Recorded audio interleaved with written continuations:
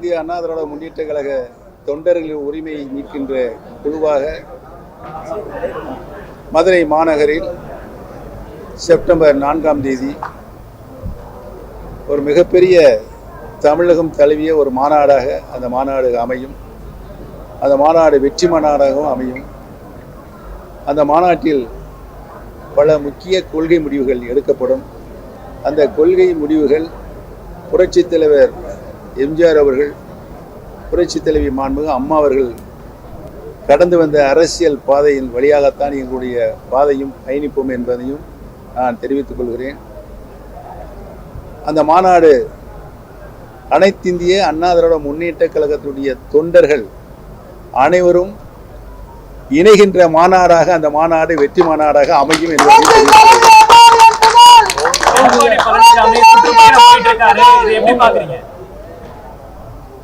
திரு எடப்பாடி பழனிசாமியுடைய சுற்றுப்பயணத்தை மக்கள் எப்படி பார்க்கிறார்கள், எப்படி எடை போடுகிறார்கள் என்பது மக்களுடைய மனநிலையை பொறுத்து இருக்கிறது.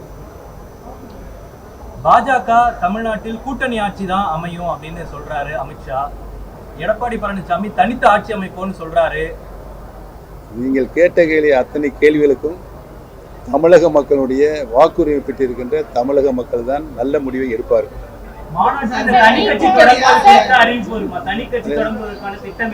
எங்களை பொறுத்தவரையில் அனைத்து இந்திய அண்ணா திராவிட முன்னேற்ற கழகம் தான்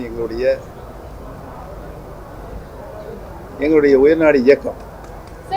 அந்த இயக்கத்தில் சில சட்ட முரண்பாடுகள் ஏற்படுத்தப்பட்டது. அதனை தொண்டர்களின் உரிமையாக புரட்சித் தலைவர் தந்த அந்த உரிமையை காக்கின்ற போராட்டமாக தான் எங்களுடைய போராட்டம் இன்றைக்கு போய்கொண்டு இருக்கிறது என்பதையும், அதில் உறுதியாக தொண்டர்கள் வெற்றி பெறுவார்கள் என்பதையும் தெரிவித்துக் கொள்கிறேன். தேசிய ஜனநாயக கூட்டணியில நீங்க உங்களுடைய சார்ந்து இருக்கக்கூடிய இந்த அணி இடம் பெற்றிருக்கா? என்ன சொல்றாங்க தேசிய ஜனநாயக கூட்டணியில பாஜக என்ன சொல்லுங்க? இந்த சட்டமன்ற தேர்தலை வருகின்ற சட்டமன்ற தேர்தலை பொறுத்தவரையில் இன்னும் 8 மாதங்கள் இருக்கின்றது. எதிர்காலத்தில் எதுவானாலும் நிகழலாம்.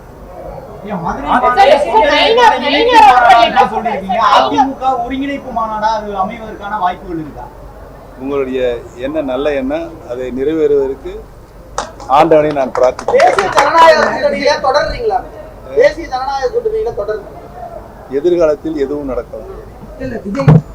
விஜயுடைய அரசியல் நகர்வுகள் எப்படி? விஜயுடைய அரசியல் நகர் இன்று வரை நன்றாகத்தானே போய்கொண்டிருக்கிறார்.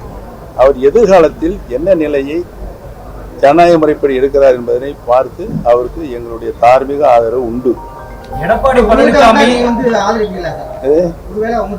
எதிர்காலத்தில் நல்லது நடக்கும்.